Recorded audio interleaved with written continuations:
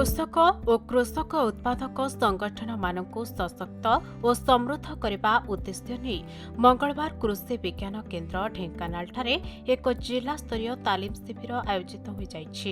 एही कार्यक्रम में जिलार 10टी कृषक उत्पादक संगठनर 25 जन निर्देशक जोग देइथिले।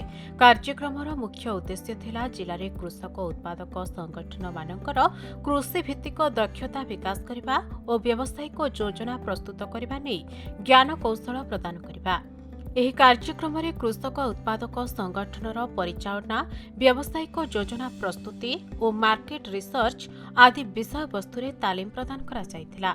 एहासह कार्यक्रम में पालाडियम ग्रुपर agri market export Shri Ajit Mahato जोगदे संघबद्ध बजार रणनीति और सीधा बजार संयोग करी किपरि अधिक लाभवान होई परिबे से विषय में तालीम प्रदान करथिले। एहासह कार्यक्रम में अंशग्रहण करिथिबा एफपीओ निर्देशक माने निजर विपणन समस्यार समाधान निमंते आलोचना करथिले। एही तालीम कार्यक्रम में अन्यान्य विशेषज्ञ भावे जोग देइथिले श्री नारायण कटुआ जिला संयोजक जीटी भारत फाउंडेशन और श्री सत्यरंजन प्रधान परिचालक सीआईएल और कृषक उत्पादक संगठन किपरि आर्थिक सुविधा प्राप्ति करिपारिबे एवं व्यवसाय बढ़ाई पारिबे से विषय में सविशेष बरणी देइथिले। कृषि विज्ञान केन्द्रर मुख्य डॉक्टर विमलेन्दु महांती कृषक उत्पादक संगठन माने किपरि व्यवसाय को आगक बढ़ाइबे से नहीं आलोचना करथिले।